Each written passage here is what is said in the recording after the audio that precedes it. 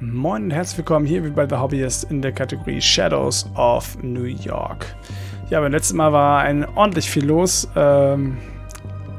Es ist eine ganze Menge passiert. Wir haben Kaiser verärgert, wir haben wahrscheinlich Kadir verärgert, ich bin mir noch nicht so ganz sicher. Und wir haben Dakota verärgert. Beziehungsweise hat sie uns verärgert, wir haben uns gegenseitig beschimpft. Wie auch immer, auf jeden Fall ist sie weg. Ja, schauen wir mal, was die nächste Nacht so bringt. Ich muss einmal was trinken. For me, it always starts with an image.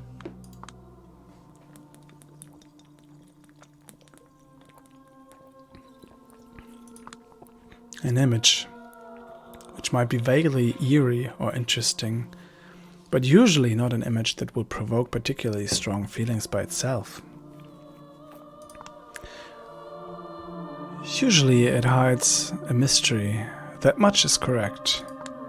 But that mystery doesn't exist without a text, or more specifically, a context. Context is everything. One way or another, you need to process what you're looking at. Maybe that context will be something you've heard or overheard. Maybe, although it's quite rare and pretty special, it will be your very own creative, captivating, complete interpretation. A ghost of an idea. Is this a half-forgotten memory of something unspeakably beautiful I will never ever see again? Just a scene from a movie, a fragment of a music video, an animation? Or maybe this really is the last thing Callahan ever saw in his own life. Warm sunbeams caressing his skin and turning it into ash. A giant ball of fire engulfing his body in flame from 93 million miles away. Was he terrified? Was he grateful?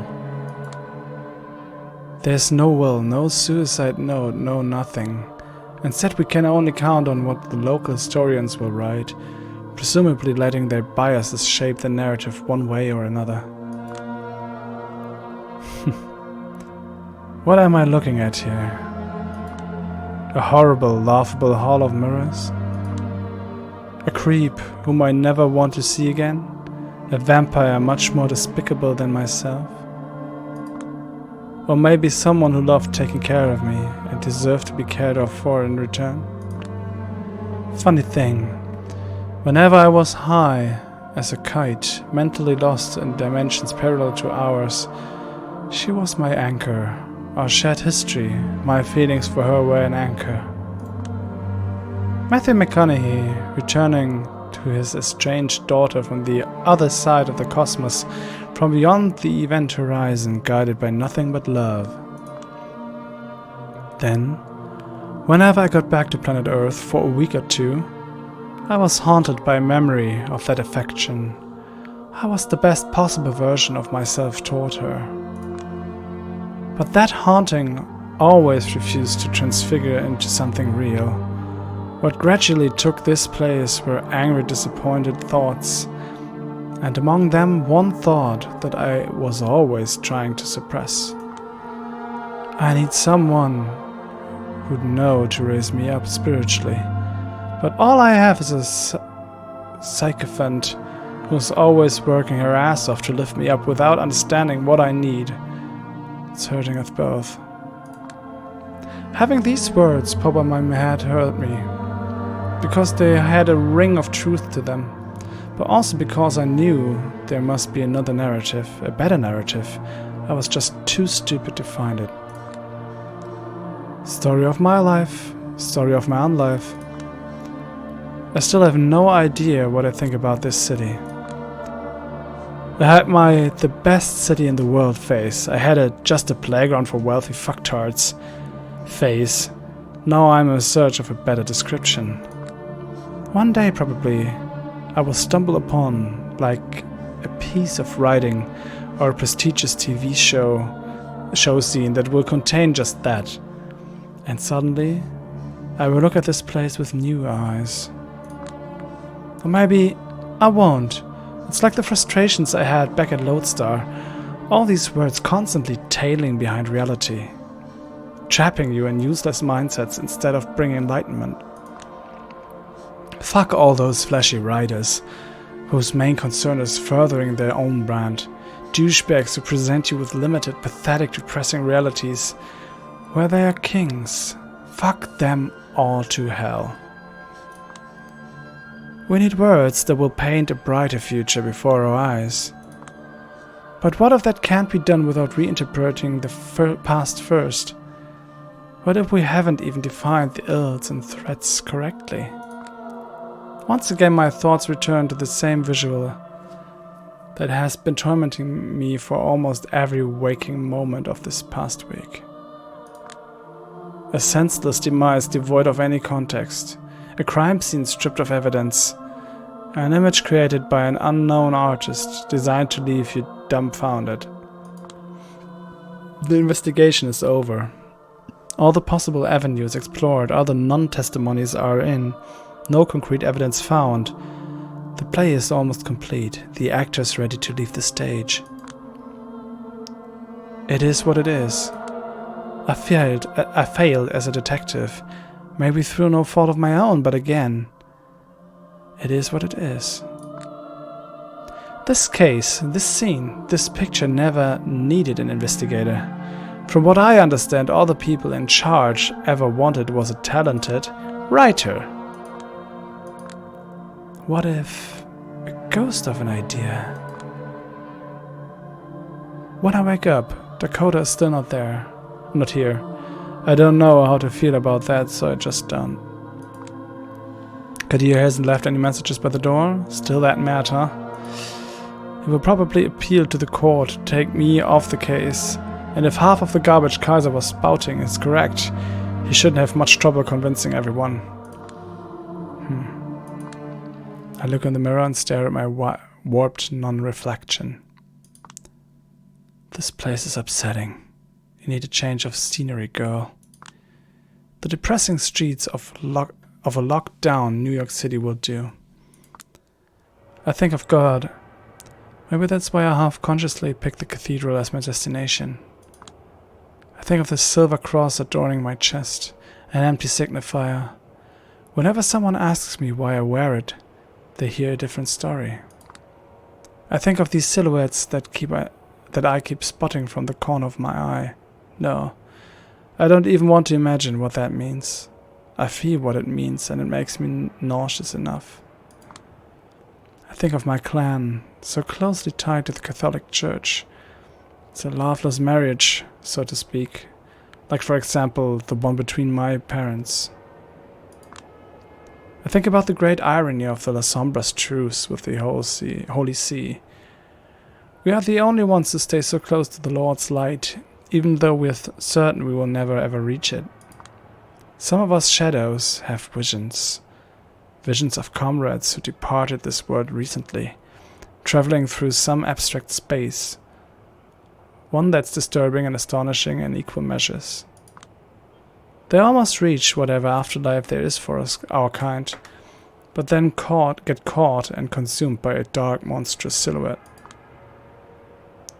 The rumor is our antediluvian wasn't stopped by his final death. He's still out there behind the shadows, taking revenge for our patricide, feeding us like Saturn devouring his children.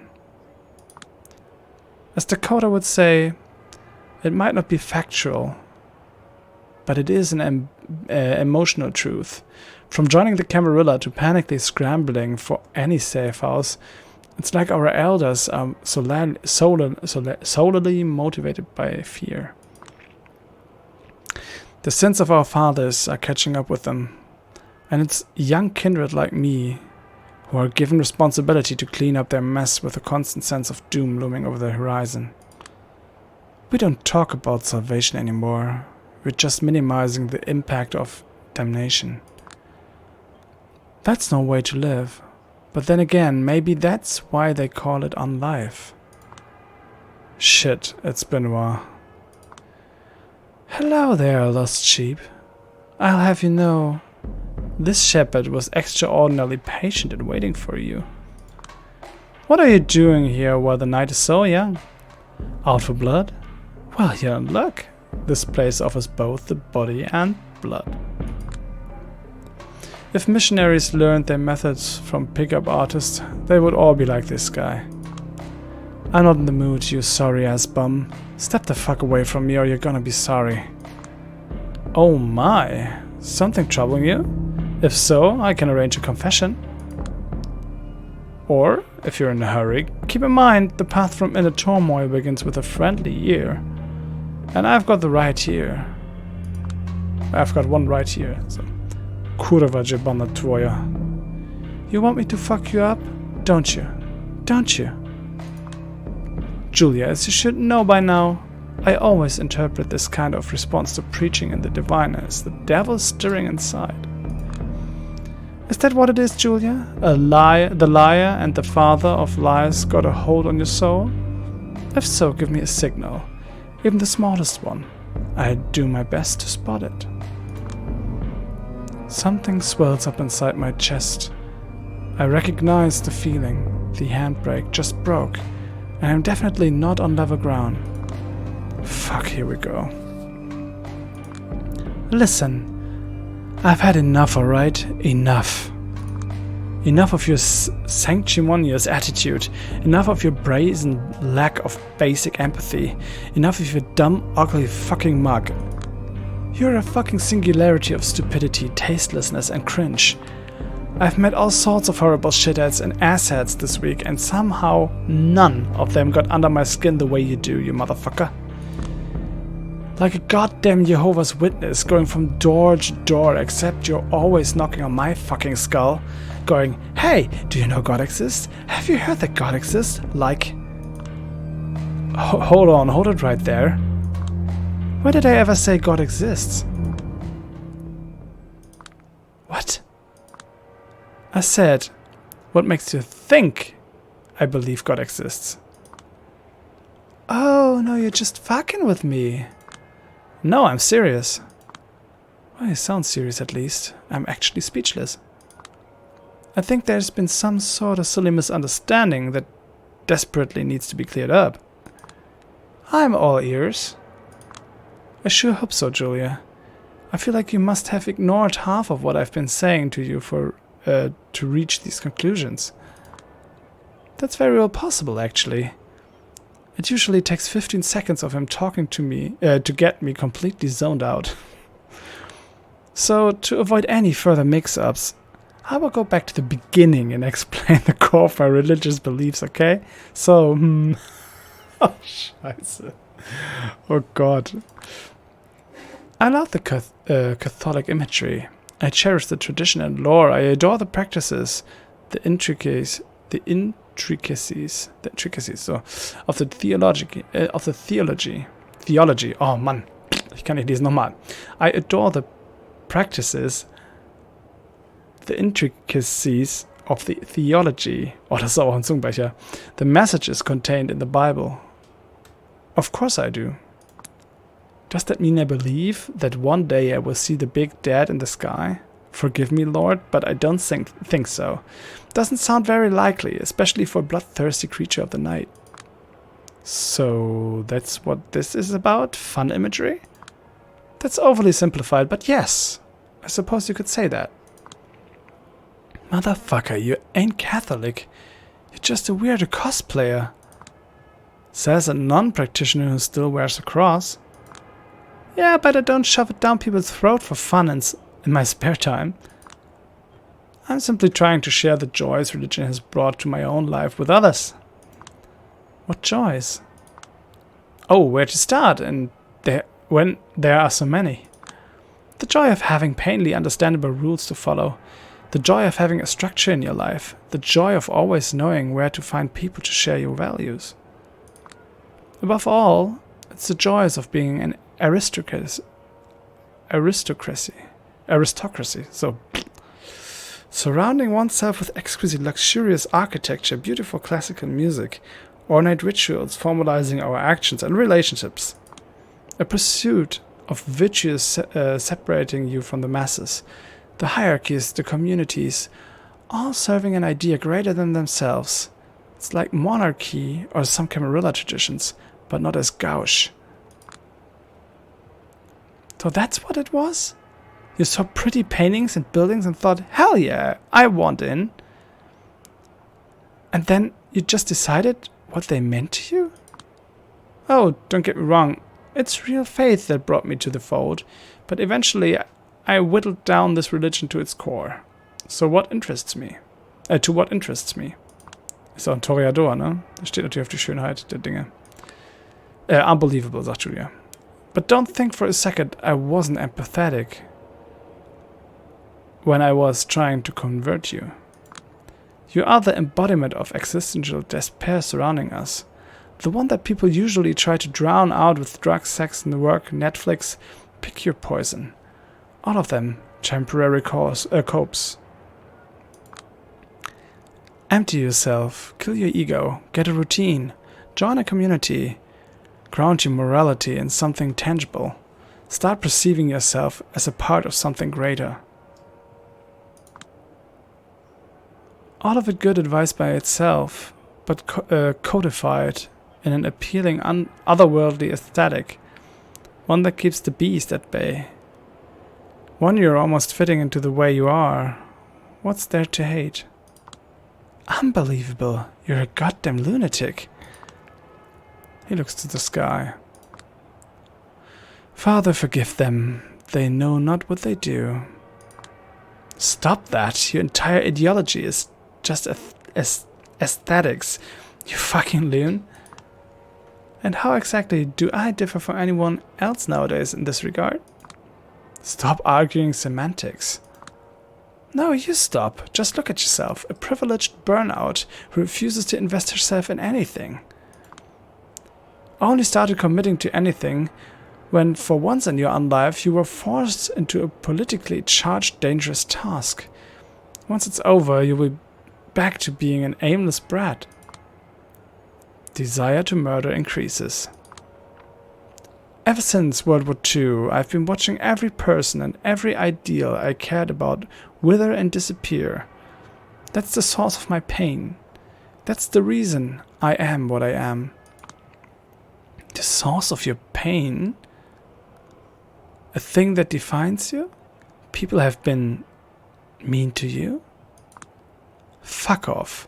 People in third world countries keep their heads high while suffering from every sort of horror. But you have a complete mental breakdown every time you remember you have mommy issues. Wow, classy. Oh, don't act like you have the high ground here, you obvious sadist. All I'm saying is everyone has a different framework, a different lens to view their suffering through. Yes, and if there's one thing abandoning your humanity should have shown you, is that kind frameworks are not enough. Petty vendettas, childish romances, pointless power struggles, the dumb gamble that's chasing a successful career. Mommy and daddy issues, sure, why not? Pain and pleasure dictate everything. Everyone wants something bigger than this. They want to escape from this drudgery. They want psychedelia, but permanent. They want to stare at God's face even if he does not exist. And you can't show them how, except the cross you're wearing into your heart, Julia. Accept it. Creepy fucker. Just accept it. Gott sei Dank. Alright, that will be enough, Benoit. The mood changes in an instant. The sight of Father Leonard takes us both aback. Father, what are you doing here so early? You two are arguing so loudly I had to come out and check. Even if with all the panic on TV these days, simply walking outside feels like marching into a war zone.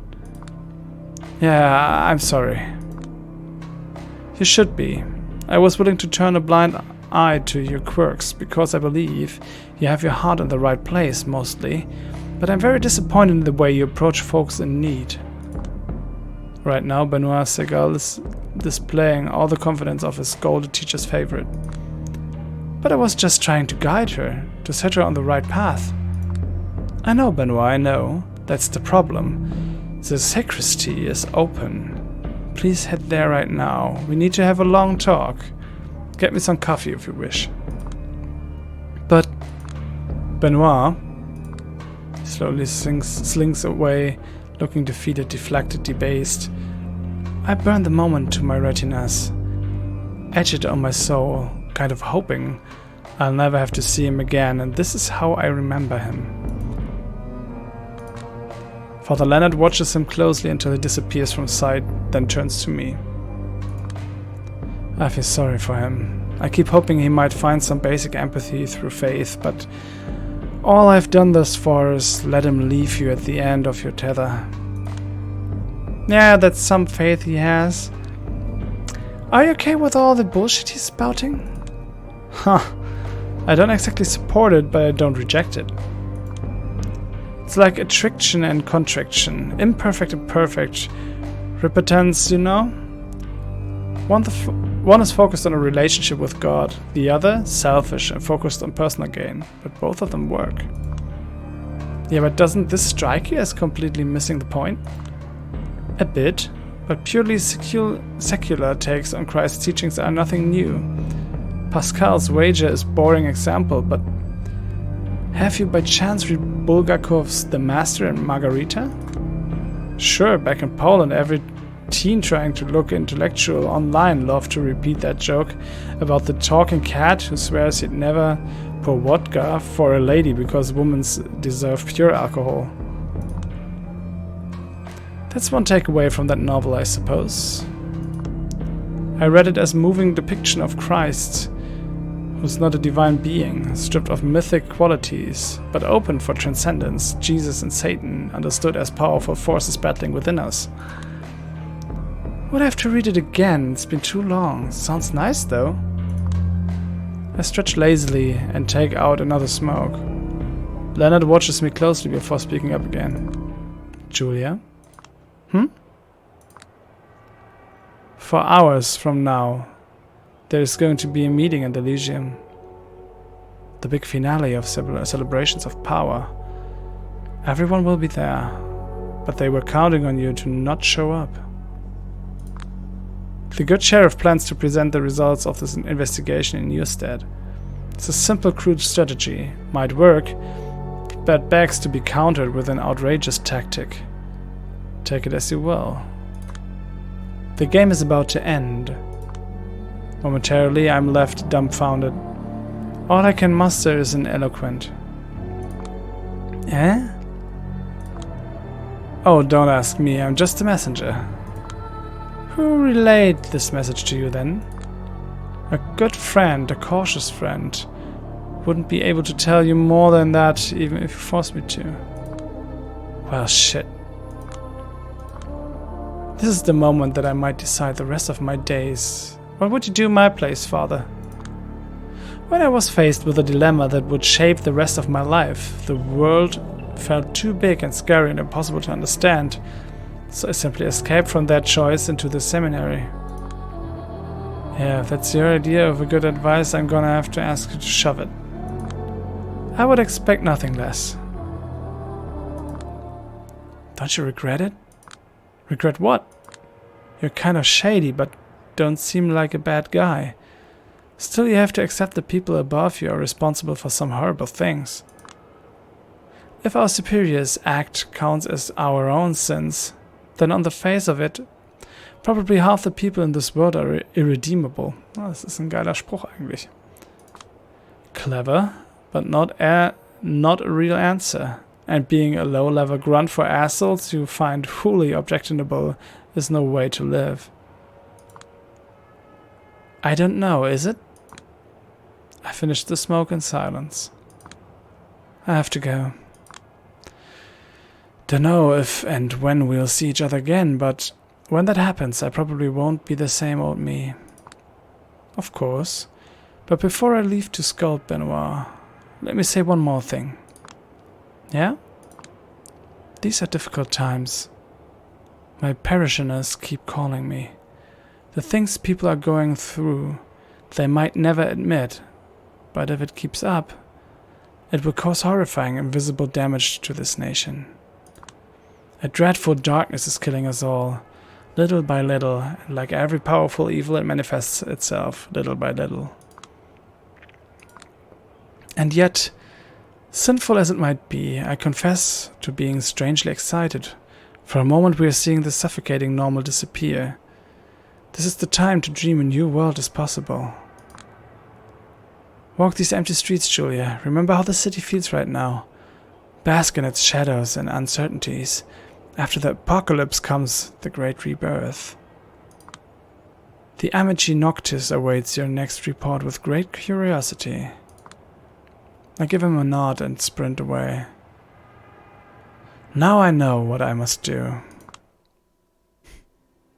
Hey Moon, my lone constant companion. When I moved here for good from, you know, the old country, you were the only close friend who kept me company.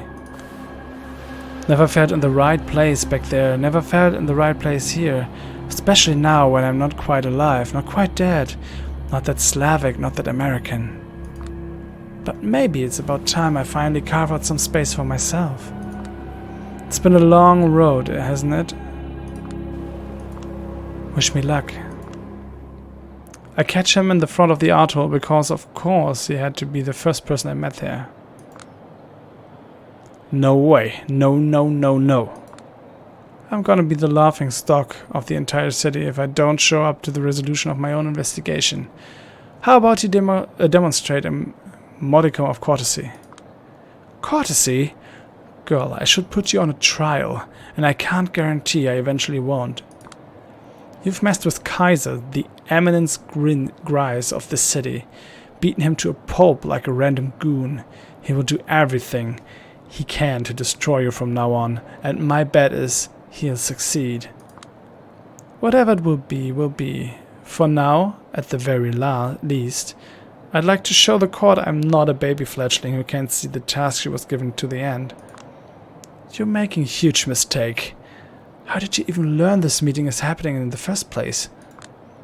Maybe I'm not as trash as an investigator thought I was. Das war Zufall. I never said, but you're showing it. That's not a fair assessment. I wanted to finish this whole mess myself for your own good. Das dachte ich mir schon fast. Would be nice if you asked what I think next time. I'm actually pissed off he tried to pull this off without me, but I'm not letting it show, counting on being able to guilt trip him into submission. A steep sigh of resignation proves that my tactic was successful. Fine, but you will stay quiet. The whole time, no tricks, ifs, or buts. But of course. Glaube ich noch nicht so ganz dran. This way. We step into the maw of the gallery. The celebrations of power are almost over. Everyone is back to their usual retrospective styles again, looking weary of each other's company, trapped in their own little worlds. The art hall is nearly empty now, and Kadir is gently strong-arming the last remaining nobodies into leaving the premises. Eventually only me and a selected few New York Camarilla VIPs remain. Natürlich. Miss Sawinski barely made it, huh? The asshole with a glued-on smile spots me first. He's just as authentically enthused to see me as ever. So he finally showed his face around here. I wasn't sure if you'd join us tonight. Kadir made this meeting sound like a one-man show. The preparations took me a bit longer than I thought they would. I apologize. Are you by chance planning to surprise us with something? Well, if I was planning something, I wouldn't be surprised if I told you now, would I? Can I have everyone's attention, please? We're about to begin. Everyone remaining in the building gathers around Kadir. Ah, exciting. Is everyone present? Ah, Catherine ist endlich mal wieder da. Ich habe mich schon gefragt, wann die mal wiederkommt. Ashlyn Sturbridge ist auch da, sagt nix. Samira ist da. Present. Paint 7. And accounted for. My prince. Yes, before we begin, let me welcome an unusual guest to our fold. She gestures towards a corner from behind which emerges a silhouette that would have never ever appeared here under normal circumstances. Oh, Torque. Name's Torque. I'm the Baron of the Bronze. I was delegated here by my compatriots as an oversight authority. I'm here to observe the results of the investigation, nothing more, nothing less. Let me stress this one last time. This is a one-time occurrence, meant to alleviate the tensions in the city. Not a symbol of mutual recognition, not in the slightest. I peek at Addison's face to get a feel for how a hardline loyalist might grapple with this arrangement. His expression betrays no surprise, only a slight discomfort. If even he is fine with it, the prince must have been extremely convincing about the necessity of a temporary truce, or about some Machiavellian tactic she's got ready up her sleeve, who knows? Of course, we might have irreconcilable differences, but there are times they have to be temporarily put aside in order to quell unrest and open path for constructive, meaningful change. If anyone would like to voice their concerns, the time is now. Torque, Arturo, and Panhard exchanged glances. Normally I'd consider it an innocent gesture. Knowing what I know, I roll my eyes. A stick or a carrot, Torque? What made you break and sell your compatriots? How much do you really know? If not, Kadir? May I? He steps into the middle of the room and clears his throat theatrically. First, let me plainly state that the conclusion I'm going to present is by no means my own achievement. It's the result of a tireless investigation conducted by a talented kindred I won't name here. A telling glance in Torque's direction serves as a succinct explanation for why he refuses to call them by their names. And of course Julia Savinsky. More caseless groundwork over the past few nights served as a foundation for the findings that are about to be revealed here. Thank you, Julia. It's not the first time he sets out to oversell my achievements. As the sheriff, my role here is mostly representative. I spent the last few days overseeing the celebrations in Elysium, making sure no harm would befall anyone present. Luckily, none did. Looks like the prince's decision to move forward with the event was the correct one. And for that we should extend our thanks to Kadir, and let us now overlook our guest to a degree. I managed to convince my key allies that diplomatic action is the only way forward in this case. No matter how wrong-headed the enemy can be, we still need avenues to negotiate this and communicate. I'm curious how Tamika would react to him looking like a corporate bastard designing the future order, dismissing potential for change that lies in unrest. No wonder she dumped him. Spare us the empty pleasantries and let Kadir move on. I don't have all night for this. Right. I'll be concise. Douglas' boss, Callahan, remains were found in his office by one of his ghouls, first thing in the evening. The first kindred to confirm it was another Anak Baron Torque presented here.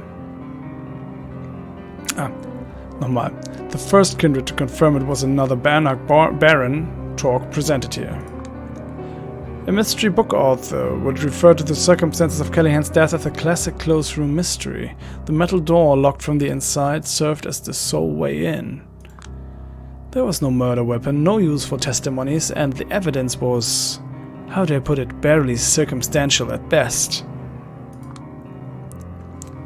What was left for us was one hell of a puzzle, one where the answer couldn't even be approached using her tired and tested question.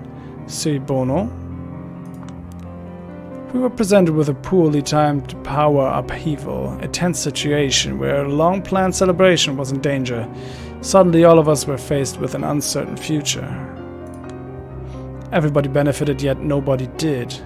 No one was especially fond of Callahan, but it's not like anyone seemed particularly keen on removing him from the equation, especially at this time.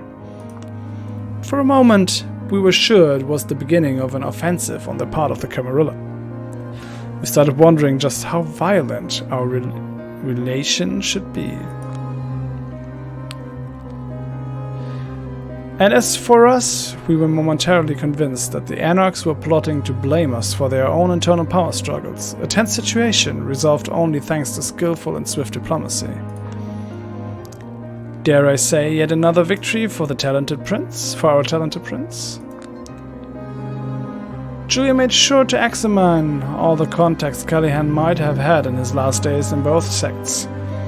Her efforts were tireless, and only rarely misguided. He just had to spit out at least one biting remark, didn't he?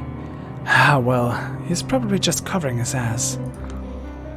But as exhaustive as they might have been, they only served to model those possibilities, not explaining them. Kellyanne had a lot of enemies, but they were the most infuriating kind of enemies one can have. Folks who barely ever thought of him anymore. In other words, no one really had a particular interest in getting rid of him, because they could always simply work their way around him. Just before last Christmas, he even witnessed the first ever successful first light raid against his extremely profitable blood trade supply lines. The lone ace up his sleeve, a downright shady ability to perfectly maneuver around all SI activities, gone. Callahan's decline was apparent to all, and a domino effect made his empire slowly crumble. Up until recently, he'd done an admirable job keeping up with the times and getting away with murder, but suddenly all of the prison spotlights were on him. The recent stories we hear about him all depict a depressed, downright manic recluse lashing out at everyone, struggling and utterly failing to fit into a new reality he found himself in. A closed room, no evidence of struggle, a lack of strong whodunits, the corpse being found in the very early evening hours. The conclusion is simple. Callahan's final death was self-inflicted. Suicide, to put it in simple terms. Silence has filled the room. So, wow, that really is the angle they'll be pushing, isn't it? Let's hear it, Sheriff. I will explain. It was an independent detective who first set me on this theory only last night. There is no suicide note of any kind, of course, but the message, or recently departed, has sent might not have been necessarily been a verbal one.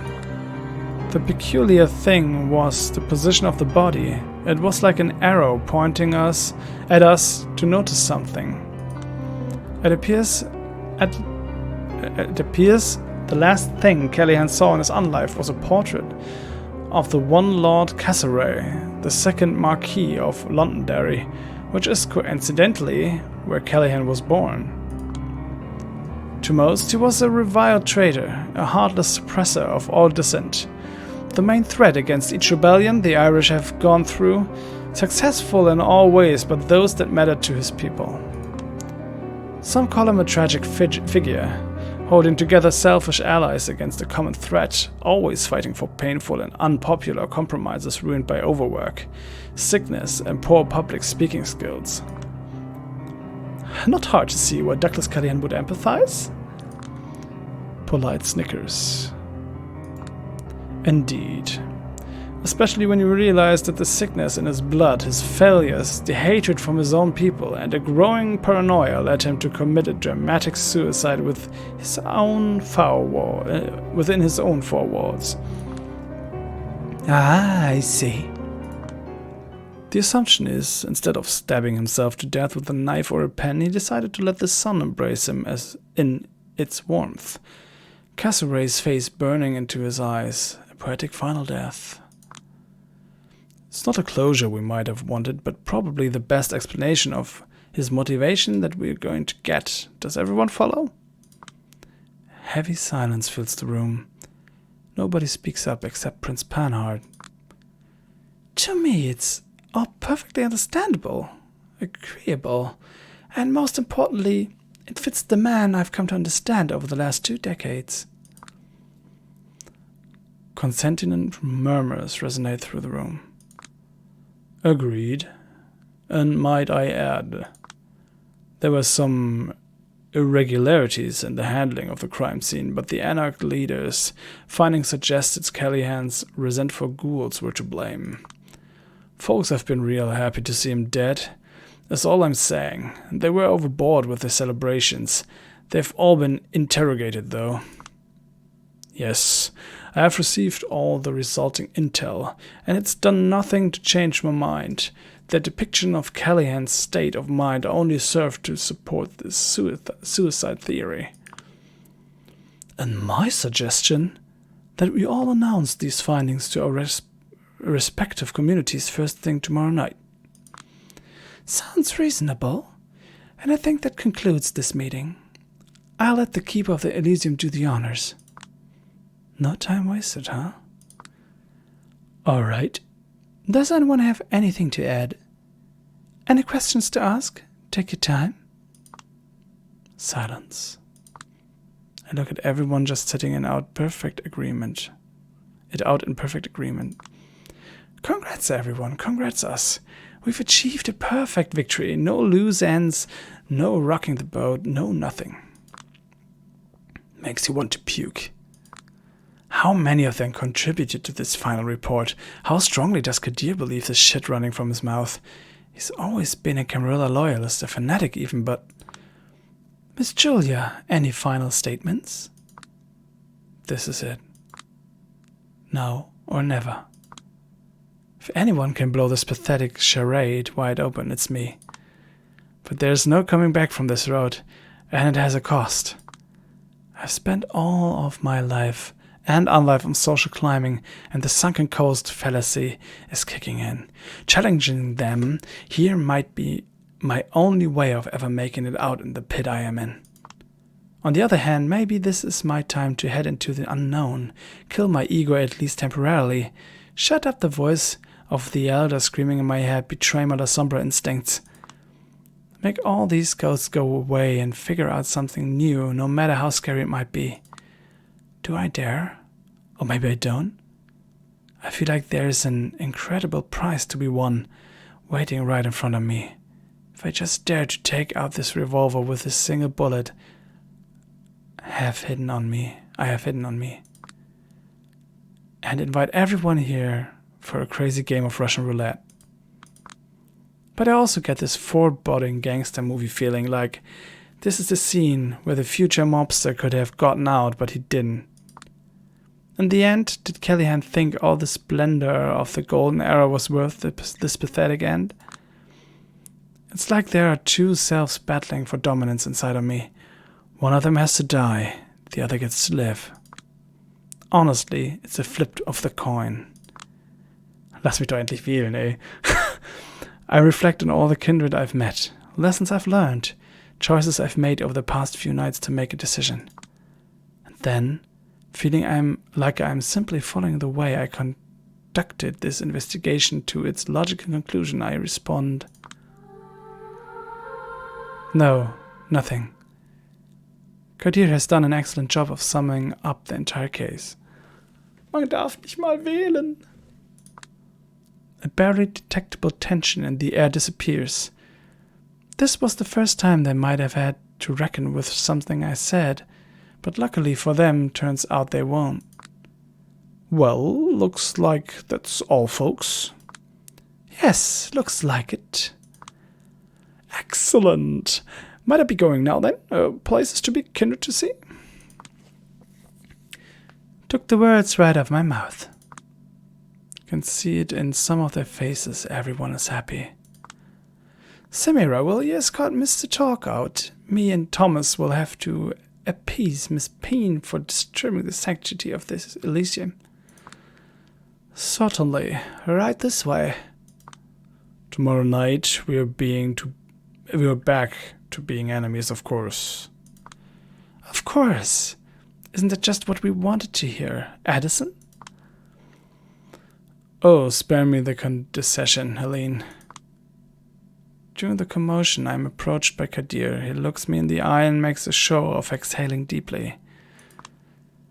I have to go and see everyone back to safety now, but thank you for not pulling any stupid tricks. I really appreciate it. Who did you think I am? Someone else. I apologize for that. Sometimes you just see something and completely misinterpret it. We'll think about how to handle the future, particularly the Kaiser issue tomorrow, alright? I'm even here tomorrow. He pats me in the back with a short, awkward smile. See you then. Everyone slowly scatters, but I just sit there keeping eye contact with the only person here I still have some unfinished business with. The art hall should have its doors closed now, but nobody considers it weird that I'm staying. After all, the only person that is still accompanying me is the Keeper of Elysium. Aren't they a happy bunch? All's well that ends well. People were getting nervous, like you really had some good cards to play.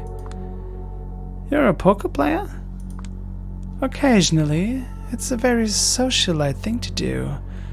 Played with Jennifer Tilly once. Must be easy to keep a poker face with you know. I know, it does help. You do seem to know a lot about the cards other people are holding. Like all great games, poker does share some principal lessons and necessary skills. Sets with real life. I take out another smoke. This conversation is bringing the tension back, like two fencers carefully looking for a hole in each other's defense.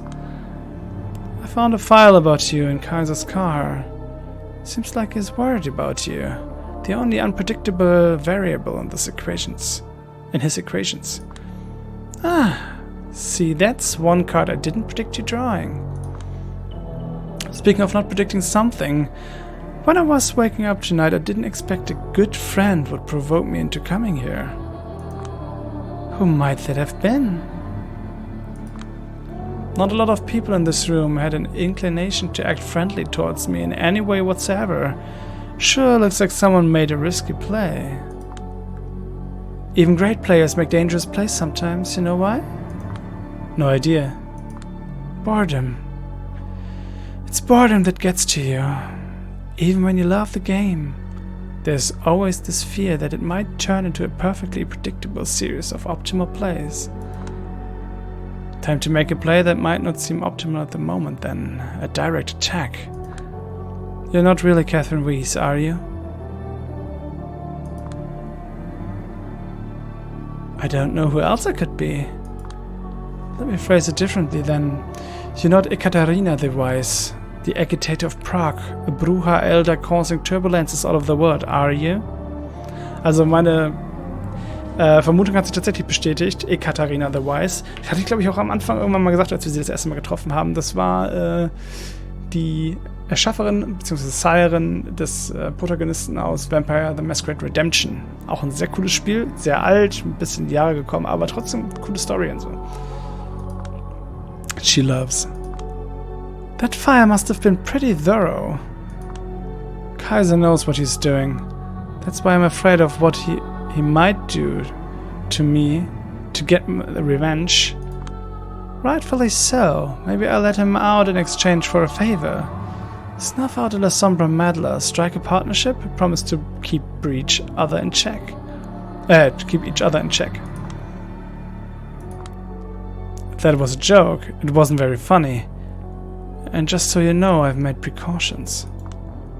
It was a bluff, honestly. I expected more of a reaction. Kaiser's documents, did they mention anything about Ostrava? They say that's where you were born. As Hanna Ubranova was unlucky enough to immigrate to New York City at the perfect age and with a pretty accent. Approximately that of Ekaterina. Approximating, so. Honestly, explains a lot. Kadir told me that Ashlyn once organized a bloodhunt after Ekaterina. That she was both a liability and too intertwined with the city's history to give up on her. This solution, you, redeemed the best possible compromise by all the parties involved. The particulars aren't really described. It is theorized that blood magic was used, maybe flash crafting? Chimiska? I do remember a few images. Her accomplice embrace, Christoph, the man who caught me, apologizing that the others broke my jaw as if there wasn't to blame violent brainwashing. Wait a minute. I do remember a few images. Her accomplice's embrace, Christoph, the man who caught me, apologizing that the others broke my jaw as if he wasn't to blame. Violent brainwashing. Ist das Aneska? But what's done is done. I might not be Ekaterina the Wise, but I'm definitely Catherine Weiss now. I feel as good about the situation as I probably can. She's the brooding Batman, and you're the fun-loving Bruce Wayne? Zorro and Diego de la Vega. Something like that. A debutante who sleeps a lot and parties a lot, only has to do something unpleasant from time to time. Do you hate her? Sometimes, but I mostly pity her. I've come to accept my fate, and I don't even feel much trauma when I see my jaw in the mirror, the way she does. Some pig broke her centuries ago, and she still relieves the assault every time she catches a glimpse of her own face. All that power, all that reach, all that appearances, still not enough. Don't get me wrong, but is there a point to all these questions? Oh, there definitely is. I think I was reading your file that made me ultimately decide against turning this investigation upside down. Was it now? An immigrant from Eastern Europe comes to New York City, takes the position she always expected to find herself in, is molded into someone who is no longer herself. The story struck a chord. I felt like you were maybe even ever so slightly pushing me to follow your way, to lose myself in a position of a considerable power. I could see Julia Zawinski sharing Hanna Ubranova's fate, and to be honest, it scared the shit out of me. Catherine shakes her head. Funny. Ostrava is just 15 kilometers away from Poland's border. I know. I think I've been there once. When I was a kid, parents loved to travel. Who doesn't? She takes my smoke, turns back, takes a deep drag, and turns it to me. All of these long-established organizations with time, their practices always degenerate, start draining everything out of the participants, turn into a cycle of abuse aimed at no one in particular. But the funny thing is, if the victims aren't allowed into positions where they can perpetuate the abuse, they feel the abuse is aimed specifically at them. There's no winning move here. Do you understand what I'm trying to say? I think you're making excuses for yourself.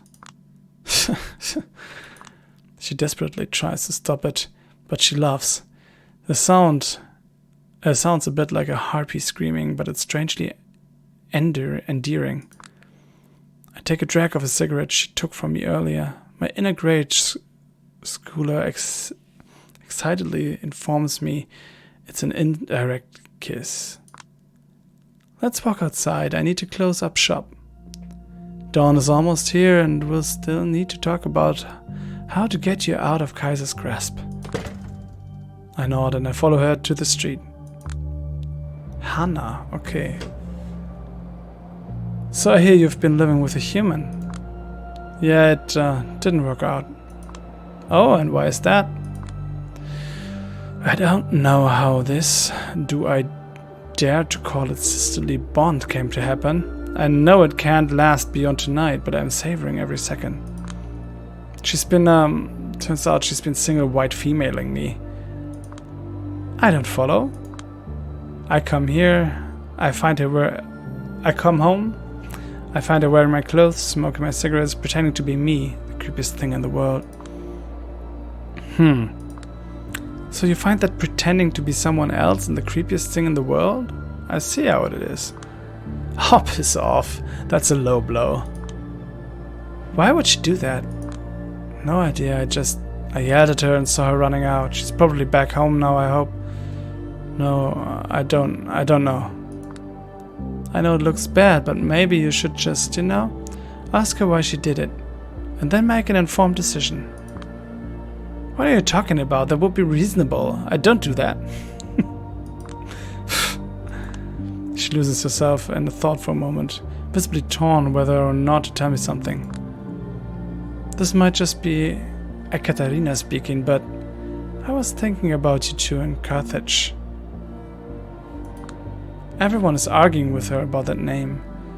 Some people claim it has too much historical baggage. It's a myth. It didn't work. It was still vampires taking advantage of humans. But it's still a beautiful dream, and you two are like the embodiment of it. You mean that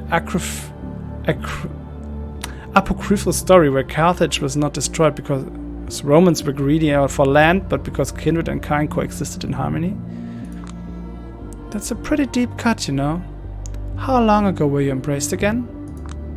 I've been reading a lot to catch up. The inner journalist / former copywriter in me still refuses not to die.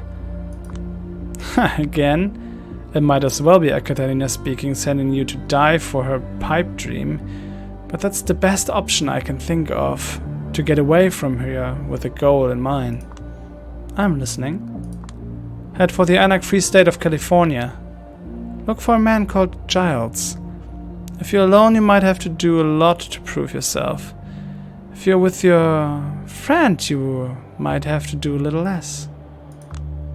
If you succeed, you will be able to fight for the noble cause of establishing New Carthage. It's hopeless, but no matter what though act Kadir's putting on, still better than waiting for Kaiser to act. Might as well give it a shot and then see what's next. Thank you. Don't thank me, you idiot. I'm sending you to the West Coast to die.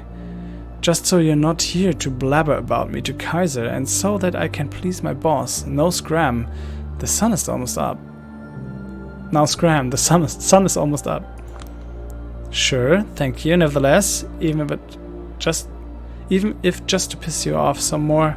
Anything else I should know? I don't exactly know how practicing you are. Not even Father Leonard knows. But in an hour of peril, keep St. Jude, the patron saint of desperate cases, in mind. I'm not even religious. I mean, really, but in my darkest hour, someone told me to keep him in mind. And maybe I wouldn't be here if he didn't. Yeah, I know of St. Jude. In happier times, Mum used to joke he was the patron saint of her sex life. I see. Fellow Catholic guild survivor, The classic Eastern European upbringing? I'm not admitting to anything. Stay safe, Catherine, and thank you. See you again someday, somewhere, Julia. Although, probably not. I wave at her for the first and probably the last time and leave the Elysium behind. Sie ist wieder da. Hey! Hey. She's sitting on the bed. It's obvious she was crying before, but is trying her best to hold up. Where were you? I was finishing my big investigation. She sniffs. So, how was it? Fucked up, big time. Didn't even put up a fight. Don't tell me you expected anything different. I did, actually. You used to be a shining example of an investigative journalist. Maybe. I never felt comfortable being an example. The wince on her face proves that got to her. I'm not happy with who I am. Jesus, you're really coping me in every damn respect, aren't you? Fuck you, I'm being serious. I know. I'm not trying to be an asshole, or rather trying not to be an asshole. We really are two leeches who got stuck on each other, huh? Like a two-person human centipede loop or something. An Ouroboros or an Möbius strip? I got lost in my own metaphors.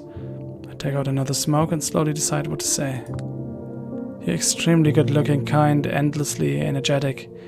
You've got a steady job as an artist and even steadier influx of cash. Why would you want to be someone else? You're extremely good-looking, clever, talented as fuck, immortal, and eternally young. But you still have that horribly deep well of self-loathing within you for some godforsaken reason, and it fucks me up as much as it does you. Probably. Yeah, I get it, but single white female? It was an impulse. It was the first time I did it, I swear. I didn't know what got into me. The timing was just... fuck. Maybe I just wanted to see if I can be better than you. Better you than you. But if I can be a better you than you. Don't know, maybe I need therapy, but I'm tired for looking for the kind of therapy that feels like it works and it's not just brainwashing me. She might be lying. But I don't want to believe she's lying. I choose to believe she's not lying. What do I have to lose? I think I want to give it one more shot. She raises her head. Do you? Yeah, I think I do. There's one condition though. She shoots me a cold look. What condition? I told you I fucked up my investigation, but now not how badly. Well, it looks like I'm no longer safe in New York City. I need to run. First thing tomorrow evening, and the only way out I see is a bunch of loons living on the West Coast who are trying to bring about a utopia where humans and vampires could coexist. It's probably even more dangerous than staying here, to be honest, not to mention how dangerous it could be for you. And I haven't even figured out how we're going to get there safely, but yeah. I'm beyond tired of sitting on my ass, collaborating with monsters. This is the first page of the second chapter. This is a lot to take in. I know. But I think I'm in. I know I'm in. You've got a future. You've got rich parents. You don't have to do this. In case you missed it, having rich parents is like a goddamn, I don't know, original sin in my book. I don't want to coast on their money. I want to try doing something that fucking matters. Are you certain? About as certain as I am the deep state exists. I am that the deep state exists. So that's good enough for me. I'm off to sleep. The sun is probably already up. I'll pack up your clothes. What for? Are you planning to unleash Dark Dakota on me again? Don't say anything. As I said, I'm trying not to be an asshole. It's a process. The day went by, and I woke up just like any other night. That was the first surprise. Dakota following through with the plan was the second. We're leaving the city. I don't know about her, but I'm kinda hoping it will burn the moment we leave. Fuck all these out of touch psychotic assholes who murdered Callahan and partied on his grave all week. Fuck the opportunists who couldn't even seize the moment and do what had to be done. Fuck this temple of Mammon where truth is impossible to find. Fuck the Bronx, fuck Brooklyn, fuck Queens, fuck Staten Island, fuck Manhattan in particular. Okay, I'm done. I'm probably gonna try to stop at motels, drink from truckers and hitchhikers and whatever. Exciting! We'd be like a pair of serial killers prowling America's highways. Remember Near Dark, that nomadic vampire movie? Of course I do. Is that what we're planning to do in the Midwest? Maybe, maybe not. We'll improvise. It just hit me. Won't the motels and such be closed because of the virus though? Shit, I don't know. I didn't think about that. Maybe I really should have robbed a bank and just paid the circularity system goons to smuggle us to the West Coast. Ah, whatever. It might be fun. Remember, you'll be the one paying for everything. I don't want to expose myself to anything. And I don't want to expose anyone to anything. I've seen enough shit talking online about this exodus of New Yorkers who are probably spreading their things all around the country right now. Gotcha. You should wash the car, I think. And you'll be disinfecting yourself before the time we touch. Okay, that's just being freaky. And maybe you should wear a mask. Nope. It's the land of the free and the home of the brave. I guess. Hey, yeah? Do you love me?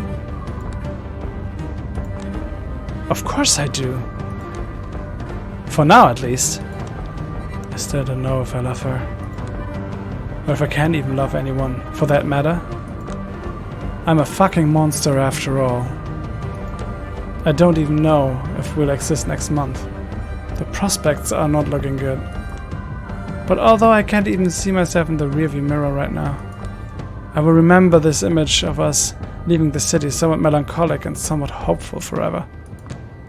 And maybe the meaning of this image will be clarified with time, or maybe I would just force a more positive description on it. And that is what I believe. No matter what happens, even if oceans of blood lie before us, I will make this a cherished memory. Whatever possible salvation still remains for me.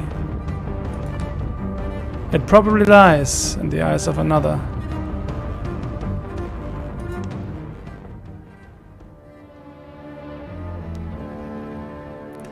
Ja, meine Damen und Herren, das war Vampire the Masquerade Shadows of New York. Ich hatte nicht gedacht, dass ich schon so nah am Ende bin. Das heißt, ich kann jetzt tatsächlich jede Woche eine Folge releasen. Das wisst ihr aber jetzt schon, wenn ihr das hier gesehen habt, denn damit ist es vorbei. Shadows of New York. Ich glaube, ich werde nicht so ein reflektierendes Video machen können wie beim letzten Mal mit Coteries of New York, wo ich nochmal alles durchgehe und so ein bisschen darüber lamentiere, was ich jetzt gut und was ich jetzt schlecht fand. Vielleicht mache ich das jetzt mal eben kurz.